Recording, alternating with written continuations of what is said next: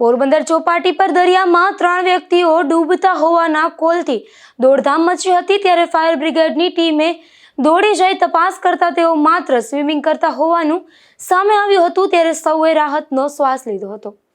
પોરબંદરની ચોપાટી ખાતે સાંજના સમયે દરિયામાં 3 વ્યક્તિઓ ડૂબી રહ્યા હોવાની આશંકાને પગલે ભારે અફરાતફરી અને દોડધામ મચી ગઈ હતી। જોકે ફાયર વિભાગની સતર્કતા અને સ્થાનિકોની મદદથી હાથ ધરાયેલી તપાસ બાદ રાહતના સમાચાર સામે આવ્યા હતા કે આ વ્યક્તિઓ કોઈ મુશ્કેલીમાં ન હતા, પરંતુ દરિયામાં સ્વિમિંગ કરી રહ્યા હતા।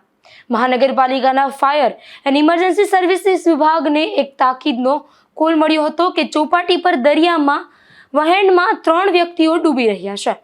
આ ગંભીર માહિતી મળતા જ ફાયર બ્રિગેડની ટીમ એક પણ ક્ષણનો વિલંબ કર્યા વિના તાત્કાલિક ઘટના સ્થળે પહોંચી ગઈ હતી અને સ્થળ પર પહોંચીને પરિસ્થિતિની ગંભીરતા જોતા સ્થાનિક પિલાણા એસોસિએશનની મદદ લેવામાં આવી હતી અને સંયુક્ત રીતે તાત્કાલિક રેસ્ક્યુ ઓપરેશન હાથ ધરાયું હતું। ડૂબી રહેલા લોકોને બચાવવાના આશય સાથે ફાયર વિભાગના 2 બહાદુર જવાનો જીવના જોખમે દરિયાના મોજાઓ વચ્ચે કૂદી પડ્યા હતા। ફાયર જવાનો દરિયામાં પહોંચીને જ્યારે આ 3 વ્યક્તિઓ નજીક ગયા અને તપાસ હાથ ધરી, ત્યારે આખી ઘટના પરથી પડદો ઉચકાયો હતો। દરિયામાં રહેલા 3 શખ્સોએ જણાવ્યું હતું કે તેઓ કોઈ મુશ્કેલીમાં નથી કે ડૂબી રહ્યા નથી, પરંતુ તેઓ માત્ર દરિયાના પાણીમાં સ્વિમિંગની મજા માણી રહ્યા હતા।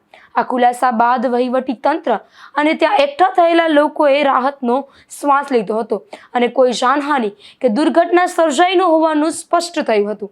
દરિયામાં 3 લોકો ડૂબી રહ્યા હોવાના પ્રાથમિક અહેવાલો મળતા જ પોરબંદર મહાનગરપાલિકાના મેયર સાગર મોદી, ડેપ્યુટી મેયર મનીષ શિયાળ તથા સ્ટેન્ડિંગ કમિટીના ચેરમેન વિક્રમ ઓળેદરા પણ ચિંતાતુર બની તાત્કાલિક ચોપાટી ખાતે દોડી આવ્યા હતા। આ તમામ અગ્રણીઓએ ઘટના સ્થળે પહોંચીને રૂબરૂ પરિસ્થિતિની સચોટ માહિતી મેળવી હતી। ભલે આ એક ખોટો કોલ સાબિત થયો હતો, પરંતુ આ ઘટનામાં મહાનગરપાલિકાના ફાયર એન્ડ ઇમરજન્સી સર્વિસીસ વિભાગની ઝડપ અને સતર્કતા જોવા મળી હતી। નિપુલ પોપટ સાથે અશોક થાનકી, ગુજરાત ન્યૂઝ, પોરબંદર।